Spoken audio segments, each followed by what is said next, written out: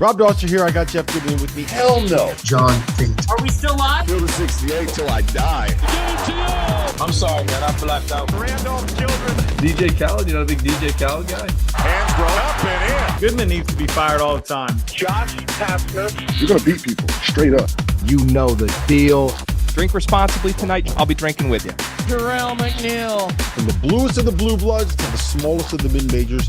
This is Field of 68 After Dark. It's the Field of 68 After Dark. We are 4 days into the college basketball season, and I can already taste this weekend's slate, gentlemen. I'm not going to lie to you.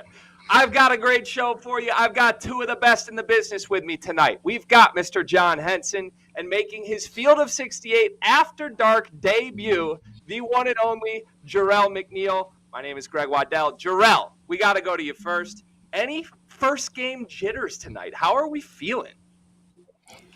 No, not too nervous. Coming from the background that I had playing ball all these years, doesn't really bother me too much, at least the cameras and stuff. But I'm excited about the opportunity, though, man. I'm excited to get college basketball season back, to be honest with you. Really fortunate to be able to join you guys tonight for my first show, and let's get it going. We are pumped to have you here, my friend. And if Rob Doster's tweets to me are any indication, I think this might just be a secret ploy to get more Marquette people in the building, because he's on me for hating on Marquette all offseason. John, it's good to see you as well, my friend. It's been too long. As always, we have a lot in store for you tonight.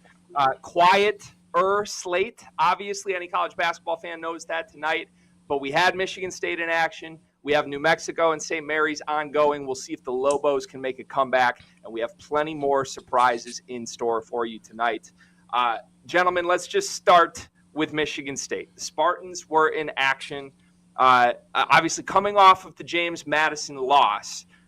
It was kind of a test of their true colors. We heard Tom Izzo all week hit the podium and say, expect some changes. I got a lot of young guys. I'm checking my veterans right now. And then it came time for the opening tip-off. He had his vets on the floor. Michigan State looked fine, I would say. Shooting still looks like a problem for this team. They only made one three-pointer tonight. That's scary after only making one three-pointer last game. So, Jerel, let's go over to you first. What'd you make of the Spartans tonight? I think it was a big time. It's a bounce back game, you know. Obviously, the sky's going to sort of seem like it's falling early on when you lose your home opener to James Madison. But that turns out that they ended up 2-0 tonight as well. But I think tonight was a get-back game. Like you said, the biggest thing and the only real worries that you see from that, from my standpoint for Michigan, is the outside shooting. Like you said, on back-to-back nights, they've made one three-pointer. I think a big difference tonight, though, was that they didn't settle as much. You know, they kind of took the ball and kind of took it right back, took it right to Southern Indiana tonight. They imposed their will on the game. They went from shooting 20 the night before to 11 the next night. So. They did what they needed to do, and obviously it was just an early gut check. It's a Tom Izzo team. You can't worry too much about that. He's gonna put out a good product year in, year out, because he's gonna get guys to buy in and play the way that guys from Michigan State play. So. Yeah, you just saw the stat, 6% from three-point range through 2 games. That is literally the worst any team has shot in a very, very long time in this sport. John, look, you've played at the very highest level. Mm-hmm. You're certainly no stranger to the Michigan State program and what it stands for from a toughness, from a physicality standpoint. Everybody wants to talk about the shooting. I think there's questions in this front court as well. What do you see from the Michigan State bigs right now, and how concerned are you? Yeah, I think the bigs have to figure out what they are, what they want to do, what are their niche. I think Michigan State, I want to go off the court, actually. I think that there's something going on internally. Are the young guys not meshing with the old guys? I think it's some continuity issues. You know, Izzo's talking about the young guys. I got him coming, and he's kind of beefing with Hogarth if you look in the media. So, I don't necessarily know if it's basketball is a problem right now. I think there's something going internally with whether what Izzo's doing with the young guys or the old guys beefing with the young guys, they're not meshing well together. With the shooting, starting off the worst 2 games of 3-point shooting ever. I think that'll balance out in the law of averages. But, this kind of reminds me when I was a freshman, UNC, we were coming in, we were the number 1 class, 5 freshmen coming in, fighting for our spots. We never really meshed well with the older guys, and it hurt us early on, and we ended up kind of struggling down the stretch. So I don't think it's a basketball thing with Michigan State. I think there's something going on off the court, and they got to figure it out fast because they are a perennial favorite, in the Big Ten and in the country to, make a championship run. John, can I put my just never played Division I basketball hat on for a second here? I want to pick your brain on this. So from an outsider's perspective, I would look at your team that you just referenced, and I would say, I see those struggles for sure. You're talking about the record. Obviously, you finished where you finished. But I would look at the names of the guys in your freshman class and say, now looking back 10 years later, those guys were the more talented players than the vets that may have been playing over them. I look at this Michigan State roster. I think it's pretty clear at this point that guys like Cohen Carr and Xavier Booker have a higher ceiling than guys like Malik Hall and Mady Sissoko. In order for Michigan State to get where everyone wants them to go, are they going to need to give a longer leash to those talented freshmen? They're going to have to. Cohen Carr, Izzo loves him. He said he played with energy, played with enthusiasm, played with effort. I think he's going to steal minutes from somebody. And the other kid as well. These guys are talented, and it's always Jerel could say this, it's a fine balance when the young guys come in and the coach is trying to still, trust his guys and rock with his older guys, but there's young guys that's ready to play. My freshman year, specifically, Dexter Strickland was really, really good, but coach's favorite player was Marcus Ginyard. So you got to figure out how to balance that, and Michigan State is going to have to, do that with those guys, and Cohen Carr's got to be out there if you want to win. Coach Izzo, you've got to figure it out. You've got a good freshman class. Hey, this is a good problem to have, No, absolutely, and just going off of that, John. It's that's just the nature of the beast a little bit. You coming in as freshman, like you said, you get a highly talented freshman class, and that's a little bit how we were coming in. The only difference is that the cupboard was a little bit more bare at Marquette, so it wasn't like we were coming in and we had to. Everybody had a 5-star in front of them that they had to go at and outplay. But, the biggest thing is that, those freshman guys are going to stick together. They're young, they're hungry, and they came there to make a statement themselves. They came to do something. And as all good coaches do, Izzo is going to lean into that. And I'm sure their practices are going to be amazing because it's going to be super competitive because he's putting it in the vet guys' heads early that it's a young boy behind you. So if you ain't checking that rearview mirror because you think you on cruise control, you better think again because some things are gonna change if the production doesn't get picked up right away. So Jerel, I know it's your first night on After Dark here. We're so happy to have you. But any good coach knows to get one of his best players the ball and get out of the way sometimes. He also has to hold his players accountable, right? So as host of this program, I'm going to try and do both those things. I promise we're going to get you the ball. We're going to get out of your way. But we also got to hold you accountable here. I did a little research before the show, my friend. In your time at Marquette, you had a couple games you shouldn't have lost early in the season in the non-conference. You had a loss to Winthrop. You had a loss to North Dakota State. Yep. What does that do to the psyche of a team when you get hit with adversity the way Michigan State was hit with adversity in the very first game as a top 5 team in the country? How hard is it to come back from that? Oh man, it's difficult, especially when expectations are so high coming into it. I've been watching from afar the last couple of weeks. All the other guys doing shows, and everybody's talking about this might be the team that can get Izzo back to the Final Four. And, expectations are high. So when you lose an early one like that from an opponent where everybody would consider inferior at home, it doesn't feel great. So that's why I said that in my first segment where, it kind of feels like the sky's falling on you. Everything's kind of crashing down. The media is going to kill you. Not to mention they got a ton of other negative things going on around Michigan State right now. So that doesn't help. I'm sure everybody's looking forward to basketball season. instead of the Hitler videos at the football game. So look, but it's a gut check though. So and this is a perfect opportunity early on in the year for those guys to rally the troops, get closer. At some point, they're gonna have to get rid of that divide between the young guys, and they're gonna have to use that competitive nature to benefit the entire team as a whole, man. And I think they got the perfect coach to do it. Like I said, I have no, I'm not buying into the hype. Oh my God, Michigan State's gonna be terrible. Now they do got some things they need to figure out. I know everybody's so excited because they have so many guys returning in the good class, but at the end of the day, I think the first thing that I seen out of their first two games, they miss Hauser. They really do miss Hauser, just his ability to play inside, outside, and stretch the floor for some of those other guys when they're not having great shooting nights. You know what I mean? Guys like A.J. Hoggard, they need to be able to have shooters around them so that, one of his best things that he got great size, good handle, he got strength. So he can always get to his spots to try to draw two into that paint because he usually has smaller defenders on him. So if they're able to use that stuff a little bit more often, it'll work out. So, you just got to be on the lookout for guys, number one, who are going to be able to make shots, and then they got to compete the way that Izzo is going to hold them accountable to compete. Yeah. Oh, by the really way, they got Duke November 14th.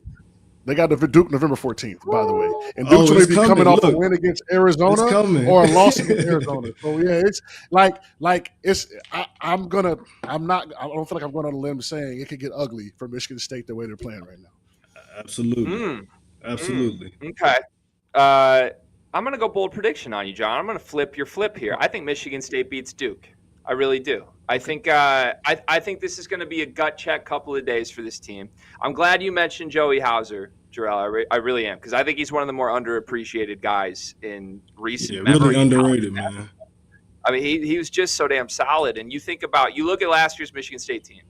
They were third in the country in three-point shooting percentage. They've made 2 threes in 2 games. The only guy who left the team is Joey Hauser. Every other player is back. That's just unprecedented. Yeah. And we'll see where it goes from here. Luckily, they got a guy named Tyson Walker that I think is a massive stabilizer in his 5th year. Yeah. And I expect Michigan State to be at their best a week from now. And by the way, A.J. Hoggard, you look back at the path of his career, some of his best games are when you don't have any reason to see them coming. When the bright lights are on, when there's a big name program across, he has tended to show up more often than not. I want to talk about a team that beat Michigan State quickly, though. It's James Madison. Game of the night, maybe game of the year already tonight. If you saw how this ended, James Madison was on the road at Kent State. 2 great mid-major teams by the looks of it tonight. James Madison was down 5 points with 4 seconds left game.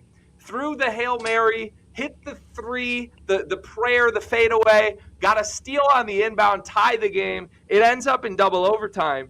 James Madison wins on the road 113-108. Kind of the look of the team of destiny right now for the Dukes. I mean, 2 games in overtime, 2 wins. If you look at their schedule, there's a lot of games they're favored in the rest of the season. I don't want to get too far ahead of ourselves, but could this be this year's Florida Atlantic and James Madison? I'm kind of sensing those vibes. What do you guys think?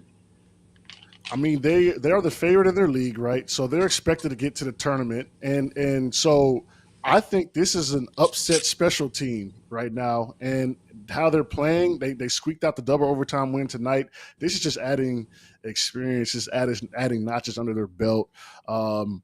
They're a good team. That's call it what you want. They got some high major guys, Bickerstaff, Edwards Jr. all over there, I believe. So they're ready. They're going to be good this year.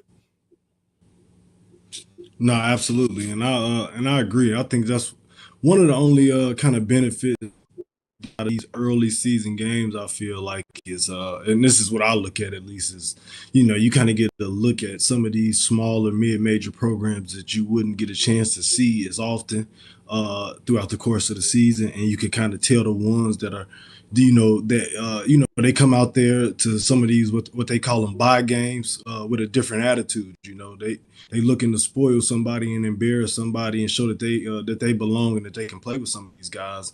And sometimes it kind of gives you an early peek, like well, not only were they on tonight, but they got a pretty good team. And I watched a lot of that game tonight versus Kent State, man, and that was one of the best games I've seen easily this year so far. And obviously Kent State kind of fell apart at the very end there. But, man, James Madison was up 12, I think, early in the game. And then Kent State kind of fought back and went on their run and had the crowd into it. And they went up. And, right when you get ready to turn the TV off and be like, oh, yeah, that's one of the – you start seeing some crazy stuff happening, man. So that was definitely a college basketball is back type of game right there tonight. It was fun to watch. And James Madison comes out 2-0. Yeah, it had a March feel on November 9th. And credit to the Dukes, man, because when it went to double overtime, they had 3 starters foul out of this game. I'm just watching this unfold like this is over. They're not going to be able to outlast this. And in the end, they were able to. Terrence Edwards, incredible, 25, 10, and 6 tonight. Kudos to the Dukes. Hey, we mentioned it's Jerel McNeal's first appearance on After Dark, but he's not the only person in the college basketball world with a first this week. Coming up after the break, I'm going to ask these guys for their first impressions of some of the biggest names in college basketball. That's next on the Field of 68 After Dark. College basketball season kicks off this week, and there is no better way to get prepared for the wild finishes, the bad beats, and the total unpredictability of the sport that we all love than by purchasing access to the Almanac, a project that we at the Field of 68 partnered on with 3-Man Weave, Heat Check CBB, and Verbal Commits. Unlike last season, the Almanac is no longer a PDF. Rather, it is a website that features more than 1,500 words on each and every one of the 362 Division I teams in college basketball. We wrote more than 800,000 words in total. We spoke to every single Division I head coach to get a feel for the rosters, the rotation, the projected starter lineups, and what they think their team is going to look like this year. For everyone, from the bluest of the blue bloods to the smallest of the mid-majors, they deserve to be covered like they matter. And over at the Almanac, that is precisely what we do. Access costs just $19.99 for the year and can be purchased at the link in the description below. And now, back to our show. Thank you, Rob. There's nothing like an 8,000-word PDF. Am I right, guys? We love it. And in all seriousness, the Almanac is incredible. Kudos to everybody whose work went into that project. It's the smartest thing you can get as a basketball fan. Go buy the Almanac. I got Jerel McNeal here. I got John Henson here. My name is Greg Waddell. We are live on the Field of 68 After Dark. We already talked Michigan State. We talked James Madison. Now I want to ask you guys about some of the biggest names in college basketball, some guys who have exploded onto the scene this season. I want to start out west with USC's dynamic point guard Isaiah Collier. He looked great against Kansas State. He looked pretty darn good tonight. He followed up his breakthrough performance in his debut with 19 points, 5 assists, and 3 rebounds tonight, 6 for 11 from the floor, and had a 3-pointer to go with it. This kid looks like the real deal, man. Like, I don't want to go too far ahead of ourselves here. He's 2 games into his college career. His game just screams NBA point guard to me, though. Like, I just see the next level stuff immediately with him. John, is it crazy to say that's where this kid is headed? Yeah, I mean, I watched the game. I actually YouTubed him after I watched the game. Let me see this kid. I mean, he's got the shoulder separation moves. He's got the big body. The biggest thing that I see with him is he makes his team better. I love that about his game. And USC is going to be really good with him on the court. He's shooting, like 70% right now with the 3 he made today. I think he's shooting 40% from 3. He's getting 4 or 5 assists tonight. He's that guy, man. He'll probably be a top 3 pick. He won't be there long, but I love what I'm seeing from him. Man, it's good to see people live up to expectations, man. We're so used to everybody letting us down. I love what he's doing, man. Him and Boogie Ellis is going to be one of the top backcourts in the country. Absolutely. And just going off what John said, man, I think the first thing that kind of made my eyebrows raise up when I turned the Kansas State game on a couple of days ago was just like, man, how the kid is physically prepared. Let's just say that. Yeah. he's ready. He was ready right away to play college basketball, man. Like he said, he got the shoulders, man. It looks like he already been in the weight room, man. And that dude is he's explosive with the ball in his hands. And he started off. He followed up a really great opening night performance with another good one tonight, man. And the thing that just stands out to you, like he said, is that, man, he's hard to keep out of that paint. He's strong. He can play through the first bump, and he's unselfish, man. He makes his teammates better. I think that was really going to be the biggest question, is how all these guys are going to fit together for USC. But, man, it should be a fun year to watch. That should be a really fun team to follow all year.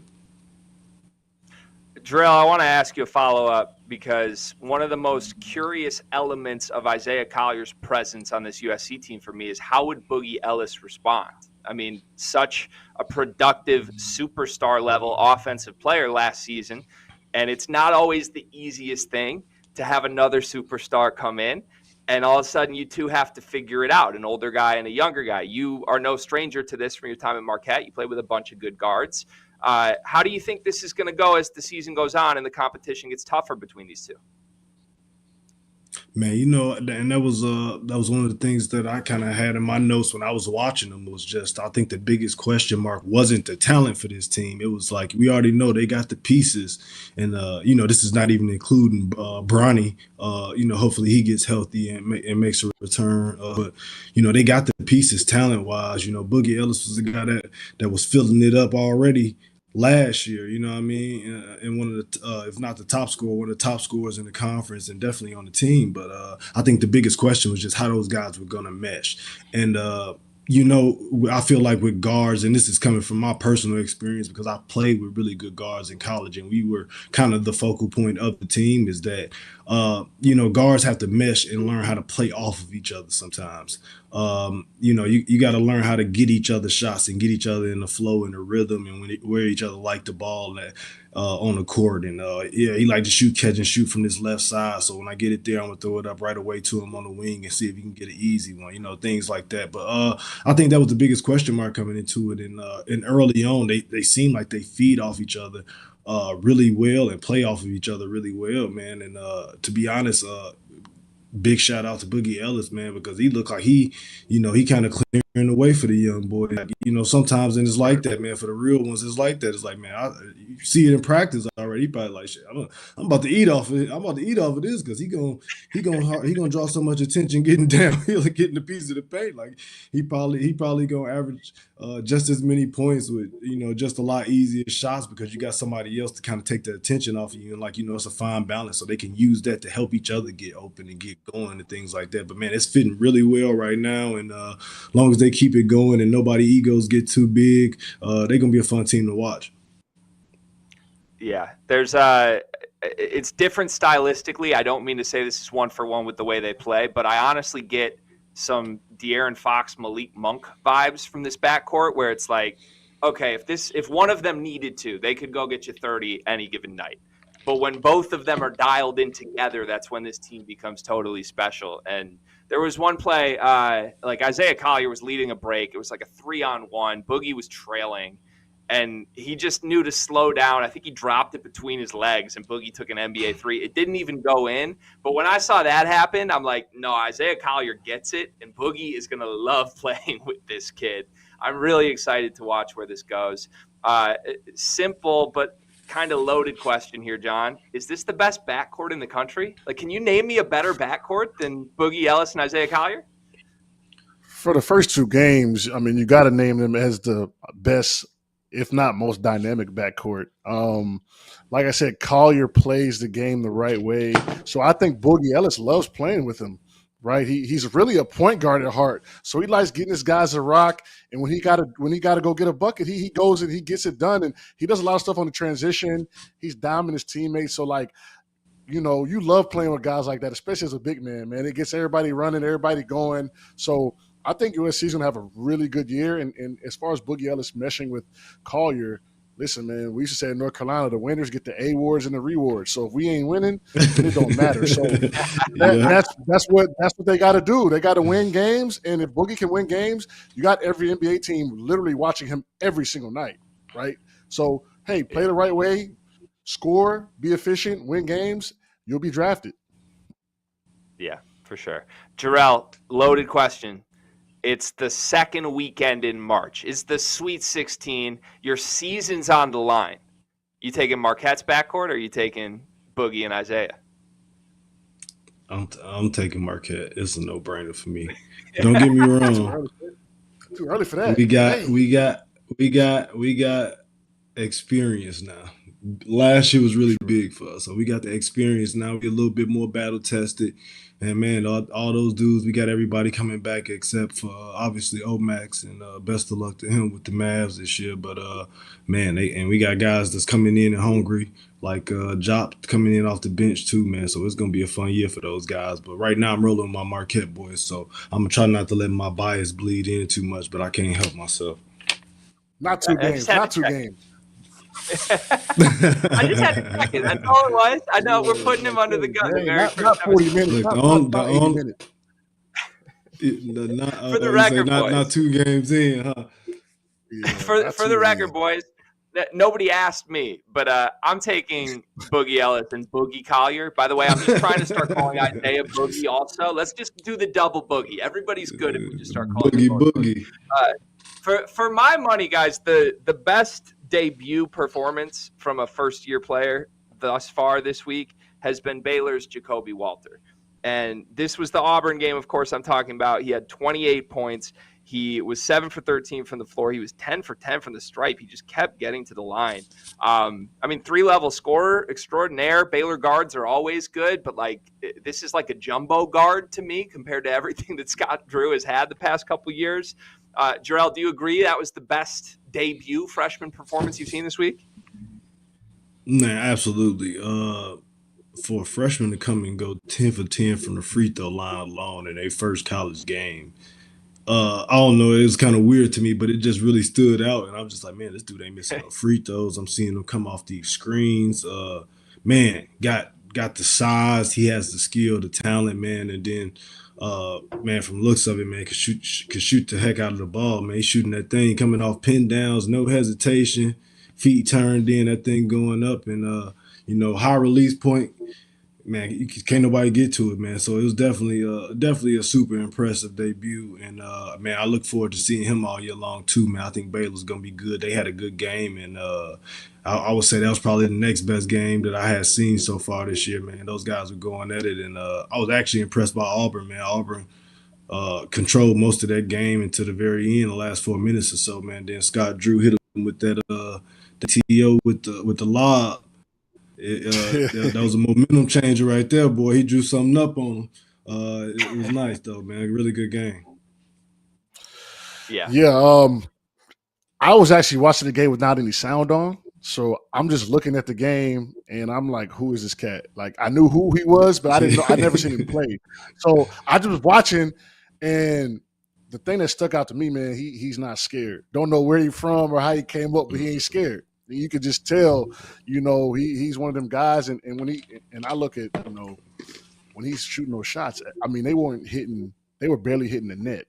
It wasn't like they was rattling in back of the rim. They was cash. So big pickup for them, similar to a Keontae George, high-level scorer, if not a better scorer with a little more size. So it's going to be fun to see him develop under Scott Drew, who I love. He's been getting those guys to come down to Baylor and do their thing, and they're winning at a high level. Yeah, if you're a star guard right now, it's hard to make an argument there's a better spot for you to land than Baylor after the last 5 years. It's impressive what Scott Drew's doing.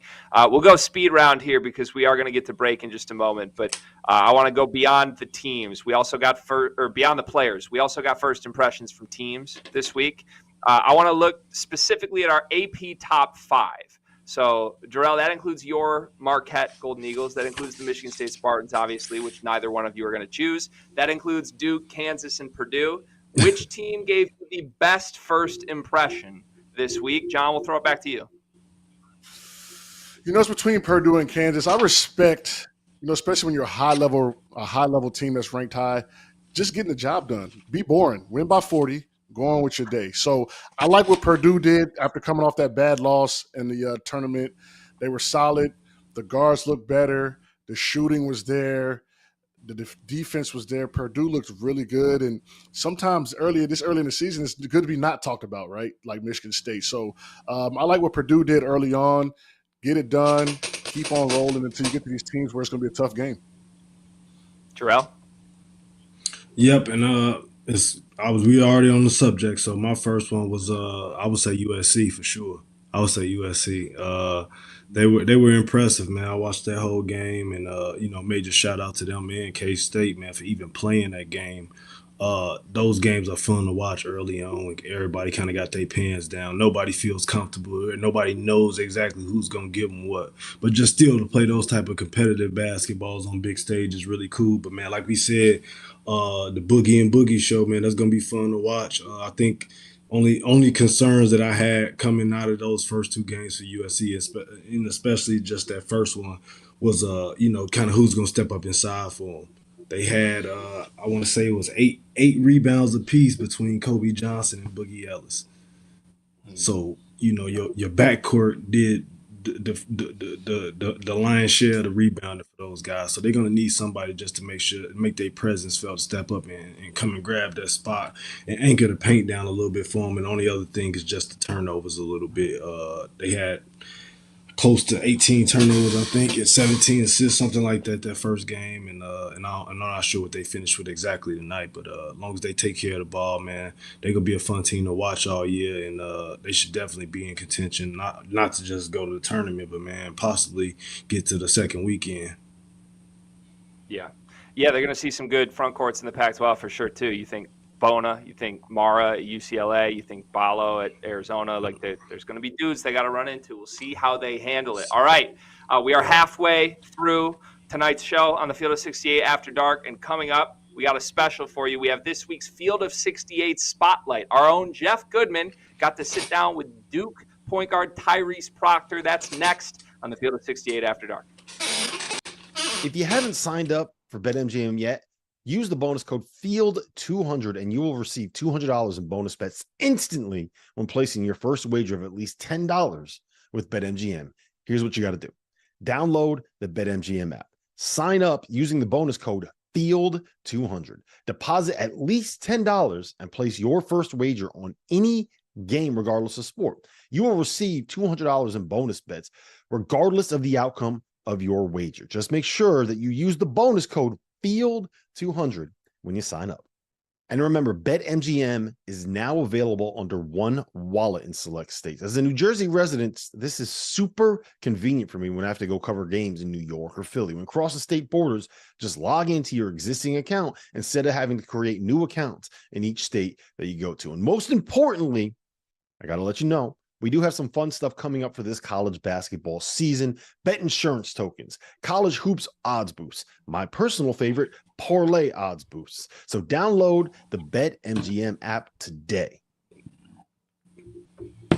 We love our friends at BetMGM here on the Field of 68 After Dark. And we also love our friends that are with me tonight. Jerel McNeal making his Field of 68 After Dark debut.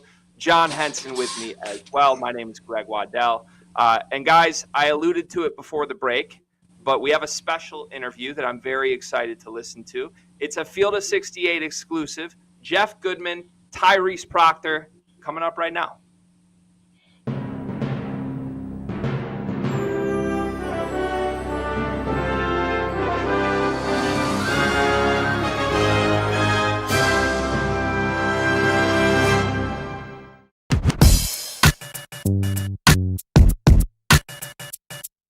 All right, Tyrese, take me through last year and kind of, it's an interesting first year for you, wasn't it? I mean, not the easiest early, and then it felt like you kind of figured it out down the stretch, but just kind of, what was it like?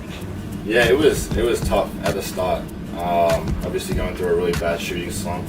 I haven't been through, it was probably my worst shooting slump I've been through in my career, and it was obviously difficult, but I think I had the right support system, and my teammates, coaches, family, they were all really, they were powerful. What they said was powerful to me, and I think that just helped me get over that hump. And then I think the biggest change when Jerem went down, and I sort of had to step into my role as the point guard. I think that was the sort of key to my season, sort of where it just sort of flipped in my head, and and it was almost like I was forced to have that. So I think that was a really big factor, and I think that's what sort of elevated my game quicker than if he hadn't gotten injured.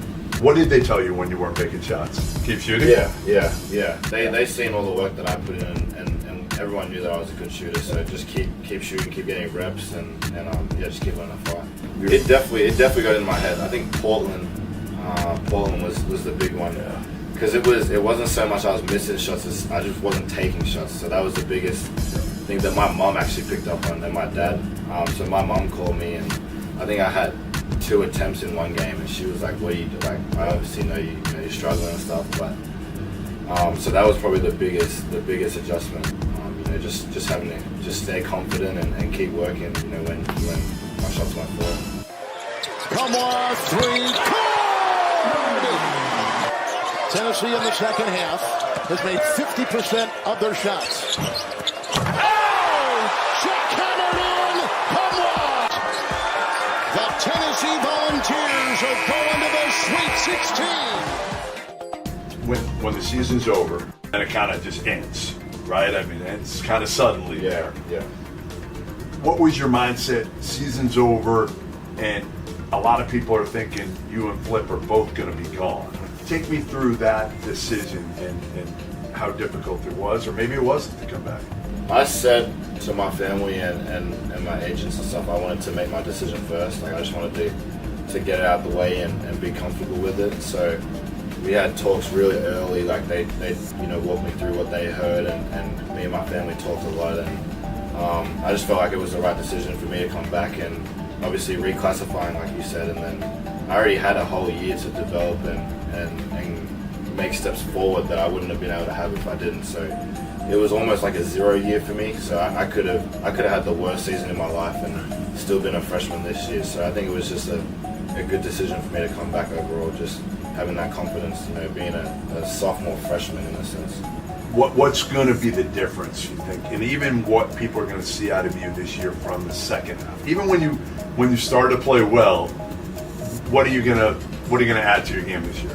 Well, I think just being an overall threat, on and off the ball on offense, and then just doing what I was doing back in the season on defense. I thought I impacted defensively really well in the last year, and I think one of the biggest things this year that's going to change is just my leadership role, and I'll be, obviously a point guard, but just having that year of experience with Jerem and Ryan and Flip and Mark, those sort of guys that were a lot of the vocal point of last year's team, and just sort of getting them at our pace and not letting them fall behind.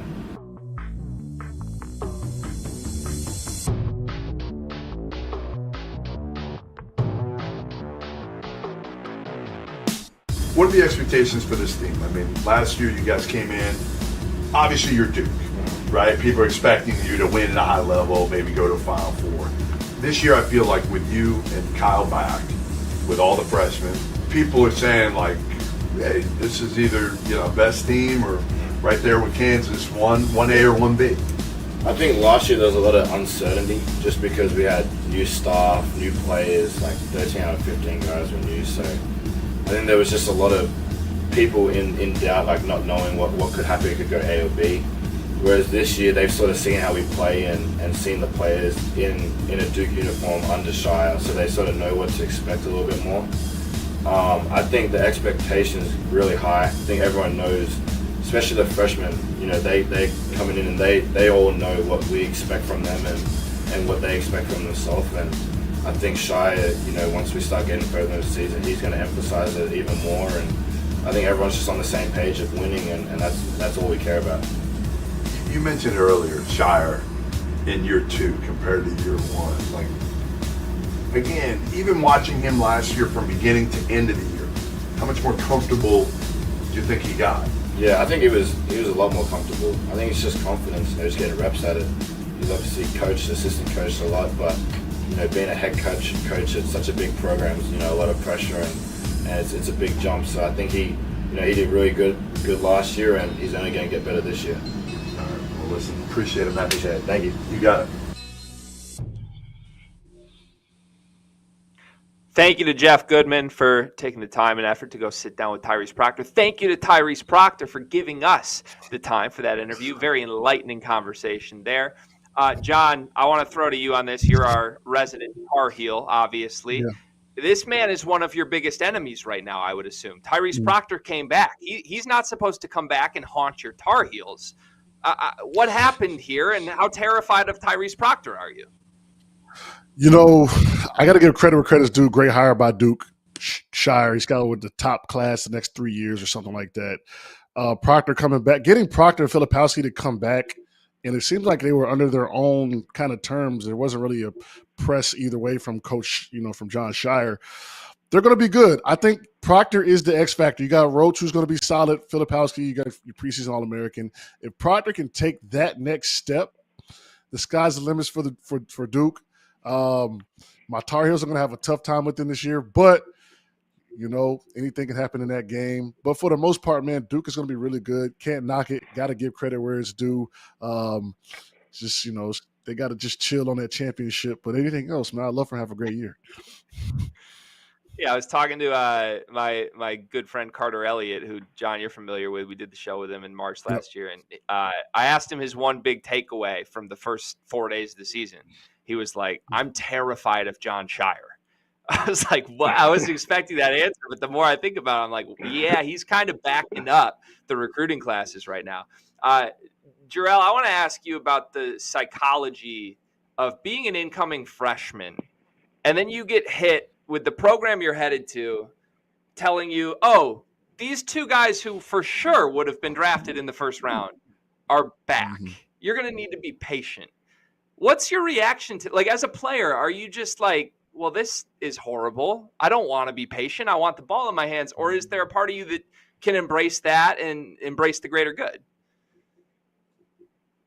I think the great ones, the ones that end up being the great ones, always embrace that challenge at the end of the day, especially now with, to be honest, man, college basketball is becoming an older sport. It's a handful of guys who have those situations where they walk in the door and 4-star, 5-star, and it's just, here you go, here go the keys to the truck.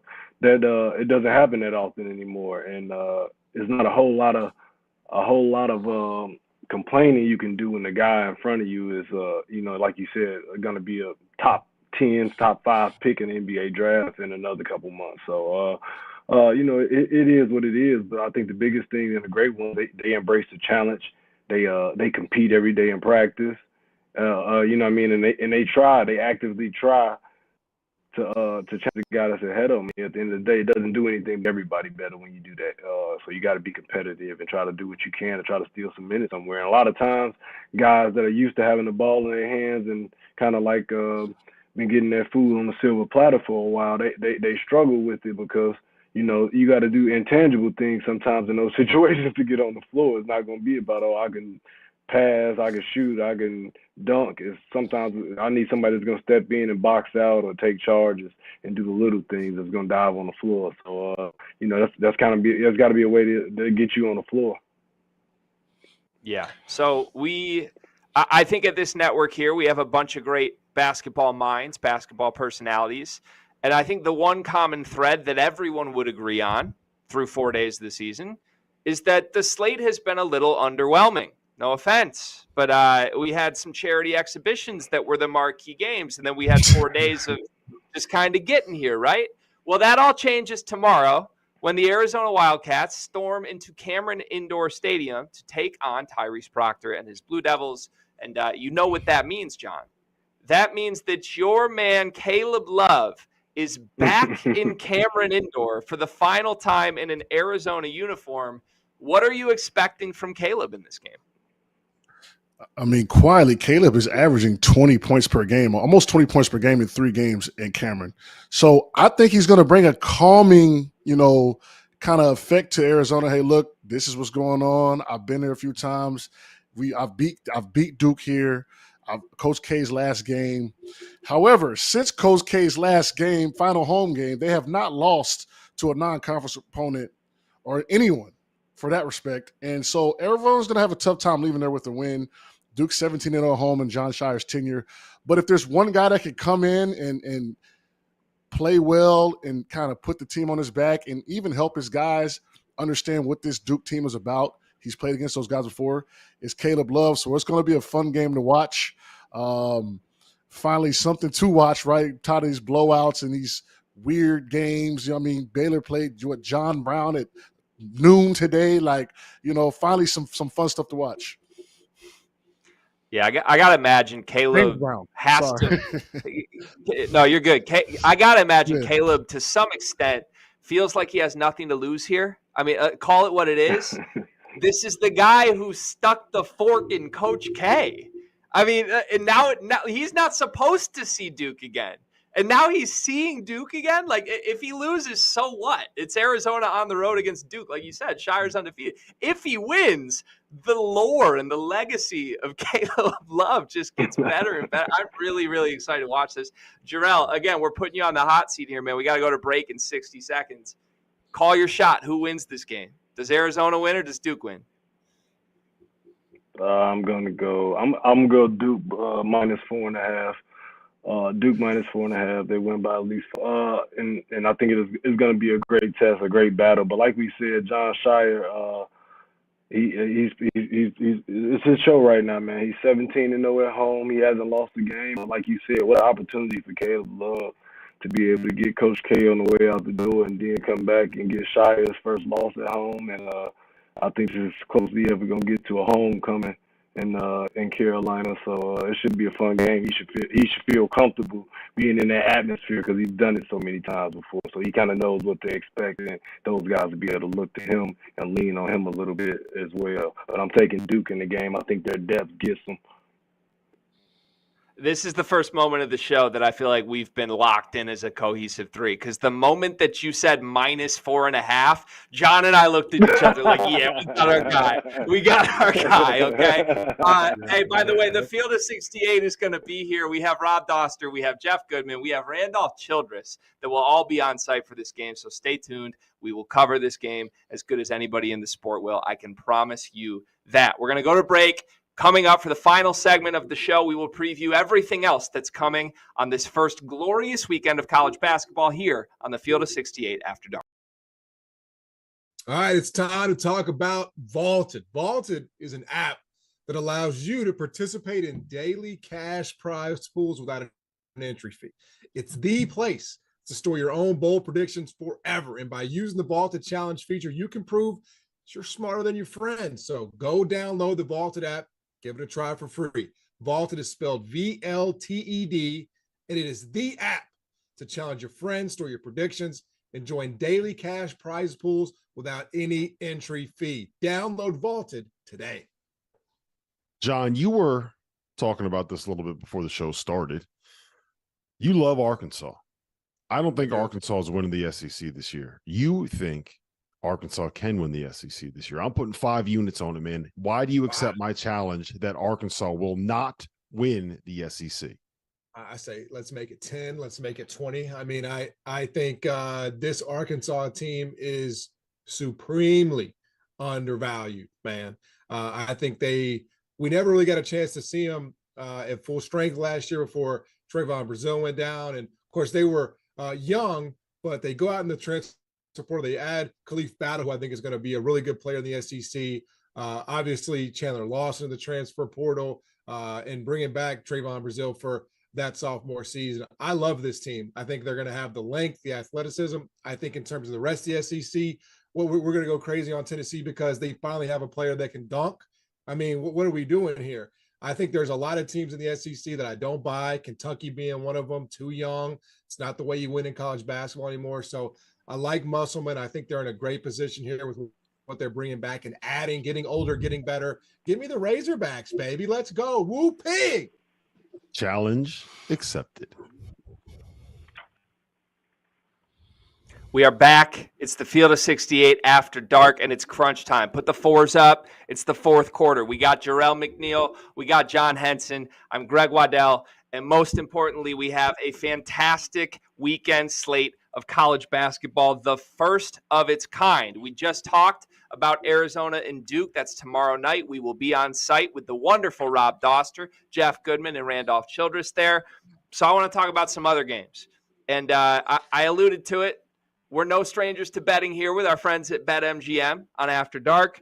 The number one game of the season that has jumped out to me from a betting perspective, gentlemen, is the Tennessee Volunteers at the Kohl Center against the Wisconsin Badgers. Tennessee -1.5 leading into this game.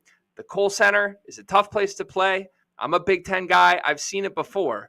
But Tennessee has looked impeccable this season. Jerel, I want to throw to you first on this one. What do you expect from this game, and which side do you lean? I'm definitely not comfortable enough to pick Wisconsin for anything just yet. So I'm definitely leaning toward Tennessee. I like Tennessee though. Man, they kind of got a rap down the stretch last year being a little bit of a dirty team. I enjoyed that because I thought they just guarded really hard and they played physical. And it's kind of fun to watch because some of those throwback teams, they struggle to score a little bit at times. But I expect it to be a rock fight a little bit. I know Wisconsin probably is going to come back to earth. They scored a lot of points in their opener, but I think it's going to be a tough, physical, gritty game. And defense is going to win out. It might be in the 40s. Who knows? John? That preludes to, from a betting perspective, I'm going to hammer that under because that under, yeah. Wisconsin they scored 80. Tennessee scored, I actually circled this before you even knew we were going to talk about it. Tennessee scored 100. I'm hoping Vegas overreacts so we can take that under. Wait. You flipped that, right? Sorry to interrupt. I think you flipped that. Wisconsin had 105. Yeah, okay, Wisconsin and Tennessee at 80. I'm sorry. So first time in school history. Yeah, so I think that they're going to be overvalued from a points perspective. But as far as going up to Wisconsin and winning games, I think it's tough.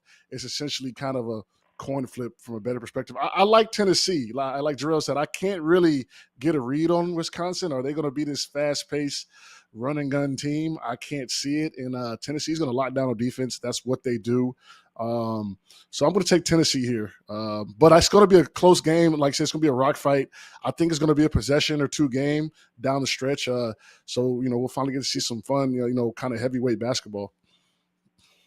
Yeah, I'm right there with you. I love the underplay. I'm going to side with Tennessee on paper, although I will say anytime you see 3 digits next to the Wisconsin logo in your little app, whatever you use to check scores, that's like a whoa, what happened moment. So I do have my eye on the Badgers. AJ Storr with 15 points in his debut has me intrigued, and I would be remiss to not say, free my dog Connor Essegian. By the way, one of my favorite players in the country. He's coming off the bench right now. Is Connor? I know you got AJ Storr. That kid's a killer, man. He should not be coming off the bench on any team, at least in the Big Ten right now. I'm going to move to another team in my Big Ten. It's the Ohio State Buckeyes. They were in a dogfight against the Oakland Golden Grizzlies. There have been years before where that would not be such a horrible thing to say. I don't think this year's one of those years. No offense to Greg Kampe and the Oakland Golden Grizzlies, but Ohio State stumbling to a 6-point home win to open their season. Not the most impressive result. They're hosting Texas A&M for Game 2 in Value City Arena. Texas A&M, 15th in the country coming into the year. John, what do you like in this one? I actually love A&M. I loved A&M last year. They've just a mature team. They've got the guard play. They've got the size. And Ohio State was a team maybe that we thought would take a step forward with all those young guys, but it almost looks like they've kind of stagnated a little bit. So A&M's coming in, and I think A&M's got a lot to prove. And their coach, Buzz, he doesn't play around, man. So they're going to be fired up coming against Ohio State. I got to go A&M to take that one home. Ohio State is not trending in the right direction early. Jerel? Agreed. I'm leaning toward A&M as well. I think this is kind of year. I think this is the year that Buzz kind of makes his breakthrough a little bit. And I know they had a good year last year and made the tournament after some disappointing shortcomings the last couple of years prior to that. But I think this is the year. I think they got a team, man. Wade Taylor and Tyrese Radford, man, coming back. That's huge. And I think they get Ohio State. Ohio State is young. they lost a lot of pieces too, man. They lost some good players. So and I know they got some new guys in, but I think it'll take them a while to kind of figure it out. But they do got they have Thornton, who I love though, but he's only a sophomore, so you can't put the whole burden on him right away. I think A&M gets this one. I was leaning the same way before I threw to the two of you, and after hearing you both say it, which now makes 5 consecutive picks between the three of us against home teams, Big Ten, that's not happening, fellas. One of these games is going the opposite direction. Give me the Buckeyes. Yeah. You mentioned Bruce Thornton. I love him. I also like his backcourt mate, Roddy Gale Jr., 2 sophomores together. Gale went nuts in the Big Ten tournament at the end of last season, and he was the best player on the floor for the Buckeyes in Game 1. I think that could happen again in Game 2. There you have it, guys. We will be back again, of course, here on the Field of 68 After Dark throughout the weekend. So come back, set your calendar, set your alarms, and join us after this great slate of games.